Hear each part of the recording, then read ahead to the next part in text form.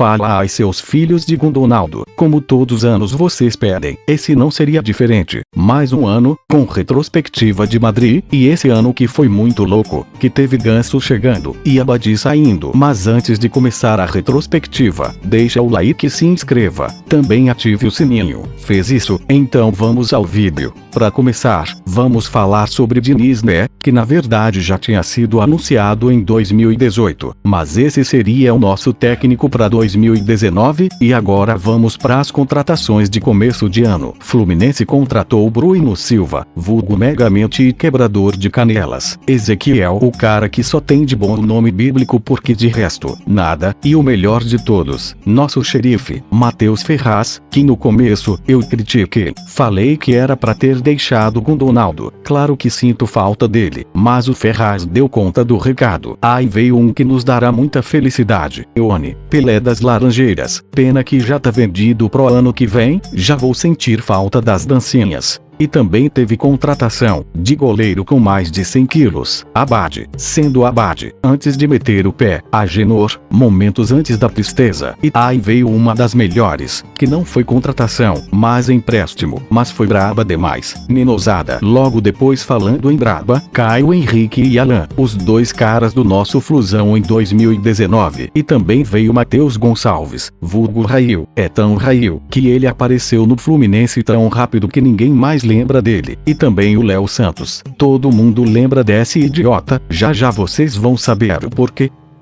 E para fechar nossas contratações do começo de ano, tivemos ele, que enrolou pra cacete pra anunciar, no último dia da transferências foi anunciado. Já tinha começado Carioca e tudo, e o cara chegou, com direito à música e tudo, que nunca vamos esquecer. E o Ganso tá vindo aí, e muita taça eu vou ganhar.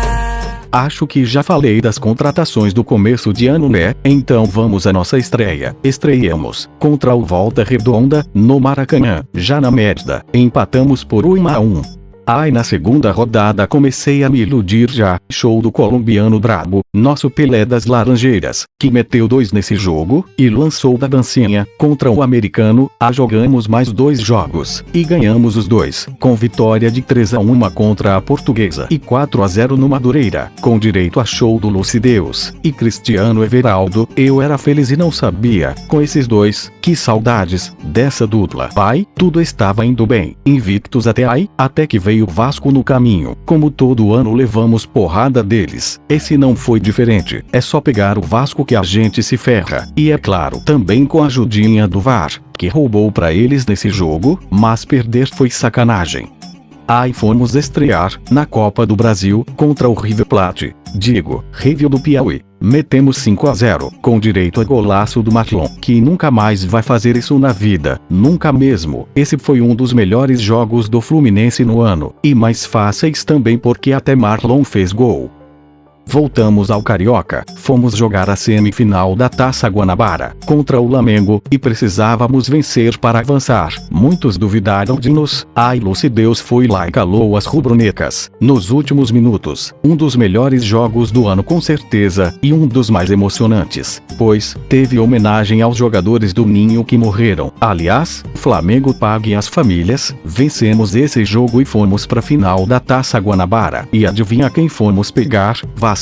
Um jogo que teve muita treta do lado de fora. Aliás, foi uma vergonha essa organização pra esse jogo. Fergi, você é uma vergonha. Tão vergonha que teve até nego falando que viu até criança de colo correndo. A gente corre, eu vi criança de colo correndo. E que teve mais uma derrota nossa pros caras. Com esse gol patético, Rodolfo tá procurando até agora essa bola, lamentável demais. Fomos vice pro Vasco na Taça Guanabara, e aí já fomos pra primeira rodada da Taça Rio, e estreia do Gansonaldo, nosso camisa 10, e o Ganso tá vindo aí, com festa da nossa torcida nesse jogo em que ganhamos de 2-0 do Bangu, com direito da golaço do Digão. Sim, golaço do Digão, e gol do Caio Henrique, jogo épico. Aí já fui me iludindo, imaginando esse time jogando a Sula e ganhando. Coitado de mim. Aí estreamos na Sula, e estreamos mal a beça. Empatamos em casa sem gols, com o poderoso Antofagasta. Um jogo mais feio que a pança do Agenor. Aí fomos jogar a segunda fase da Copa do Brasil, pegamos o Ipiranga e ganhamos de 3-0, com direito a gol de barriga do Gansonaldo. Aí foi a ilusão total. Esse ano ia ser nosso, iríamos ganhar tudo. Coitado de mim. 2. Aí veio uma sequência de 2 vitórias, primeiro contra a Cabofriense com o Lucideus salvando e depois contra o Boa Vista, com 2 do Lucideus. O cara tava voando alto, pique MC, pose. Depois jogamos o penúltimo jogo da Taça Rio contra o Foguinho, empatamos, com um golaço do Gansonaldo, de calcanhar. Fomos jogar o jogo de volta da Sula, contra o Antofagasta, num jogo em que Lucideus perdeu o pênalti e meteu o gol da classificação, e mandou o pique Cristiano Ronaldo. Eu tô aqui, tava jogando muito Lucideus. Aí nos classificamos para a próxima fase da Sula, que pegaríamos o Atlético Nacional.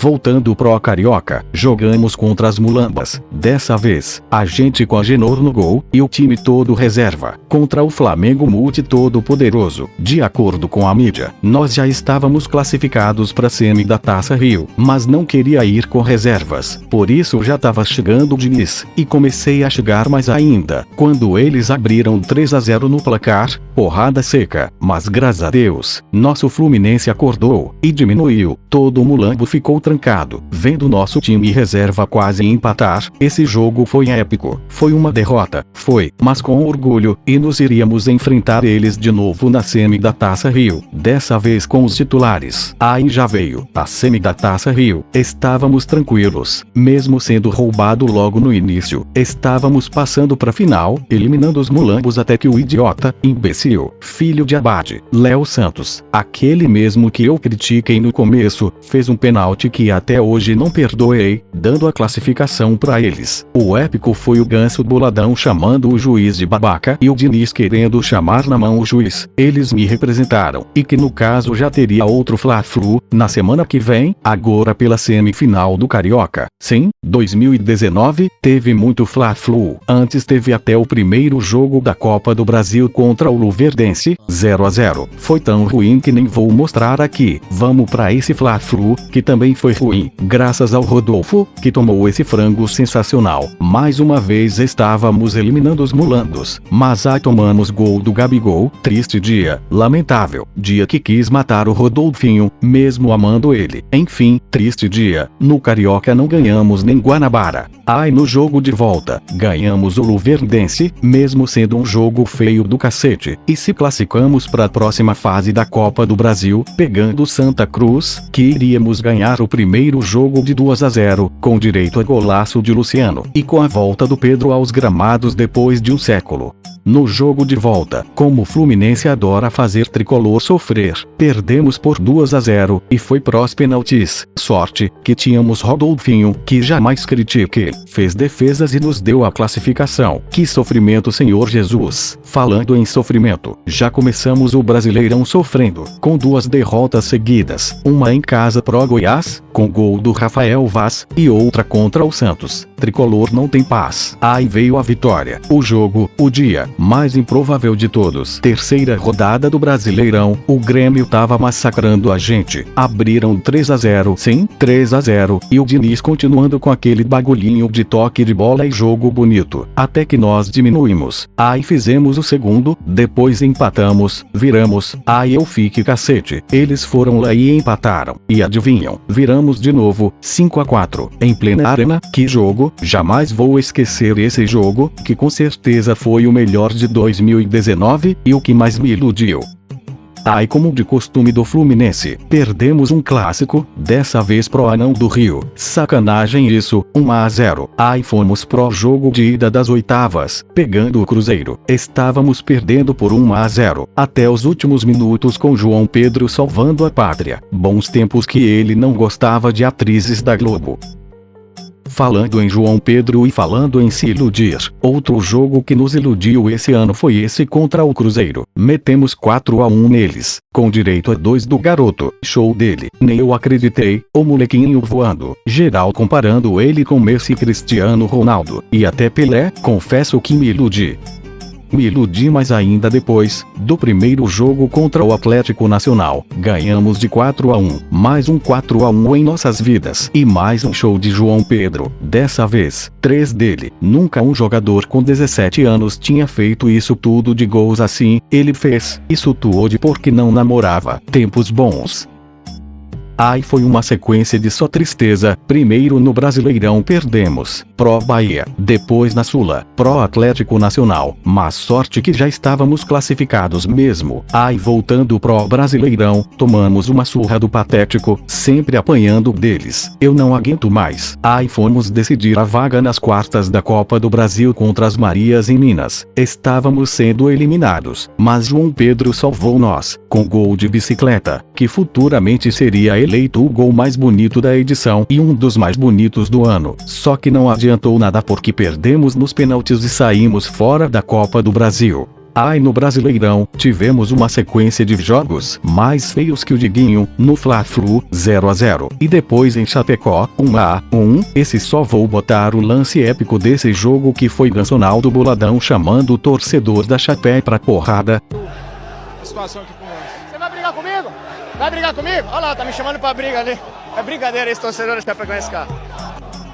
E também teve esse jogo aí que teve gol do Pedro, que meio foi um pedido de desculpas, por querer ouvir a proposta do Flamengo, mas graças a Deus esse queixudo não foi. Aí veio o clássico contra o Vasco, quando achei que finalmente íamos ganhar. Tomamos porrada de novo. Quem toma gol de Bruno César de falta cara, Agenor, se fosse um hambúrguer ele catava. Mas como não é, perdemos de 2-1 pro Vasco. Aí percebemos que não tinha mais condição de continuar com esse goleiro, já que Rodolfinho foi afastado porque foi pego no doping. De novo, aí veio nossa melhor contratação, Murideus, também conhecido como o melhor goleiro do mundo, e galã das Laranjeiras. E também no meio do ano, veio Nenê, Wellington Nem, sim, Nenê de 80 anos veio pro Fluminense. Aliás, ele estreou contra o Vasco. Voltando pros jogos, jogamos as oitavas da Sula, contra o Peñarol, ganhamos em Montevideo, com show do Ione, monstro, fez 2, ganhamos de 2-1, eu tava iludido pra cacete. Aí perdemos em casa pro São Paulo no Brasileirão, lamentável, com 2 gols do Reinaldo, só Fluminense mesmo. Já no jogo de volta, ganhamos também, com 2 do Marcos Paulo. A ilusão foi a 100, eu tinha certeza que a Sula era nossa. Poxa, Fluminense, por que me iludir tanto? Nas quartas nós iríamos enfrentar o Corinthians, momentos antes da desgraça acontecer. E emplacamos outra vitória, dessa vez em cima do Internacional, 2-1. Esse jogo foi sofrido demais. Graças a Deus que temos Muriel, que salvou várias vezes e vencemos. Já na outra rodada, perdemos pro Atlético Mineiro fora de casa, também 2-1. Aí na rodada de número 15, aconteceu um dos maiores desastres. Sim, perdemos em casa, pro CSA, lamentável. Um dos piores jogos do Fluminense. Eles não tinham vencido fora de casa ainda, até que enfrentou o Fluminense. Perdemos de 1-0. Já na Sula, fomos jogar o primeiro jogo das quartas, e empatamos fora de casa, jogo no qual calamos o chiqueirão deles. Tudo normal.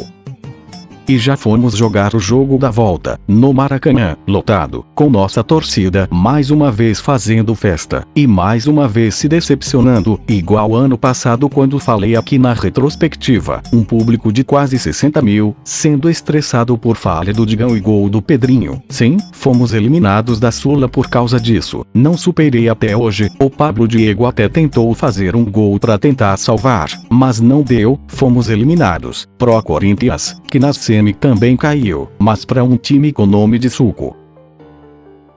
Coisa que eu tinha esquecido de mencionar, no jogo depois do CSA, o Diniz foi mandado embora, e no jogo de volta da Sula, já tínhamos novo treinador, Oswaldo de Oliveira, que o Celso tirou do asilo, e que logo iria voltar, já começando os trabalhos oficiais no Fluminense. Perdemos pro Avaí, sim, Avaí, time que não tinha ganhado um jogo sequer. Fluminense foi lá e ajudou. Já em compensação, ganhamos fora de casa do Fortaleza, jogo em que Muriel pegou muito, e João Pedro fez gol da vitória. E depois desse dia ele nunca mais foi o mesmo. Bonitinho, Melma iria começar a sugar o sangue da criança.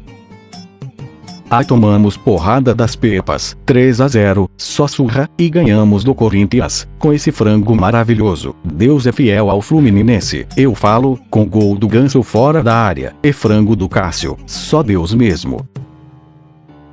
Mais uma surra levamos, eu já tava pedindo as contas da Série B, tava triste a situação. Lembrar que em 2019, Fluminense tomou 2 gols do Rafael Vaz em 2 jogos. Dá até uma tristeza. Falando em tristeza, triste estava a situação do Osvaldo e do Ganso, um querendo ir pra porrada com o outro, contra o Santos. Jogo épico e histórico, que teve nesse ano.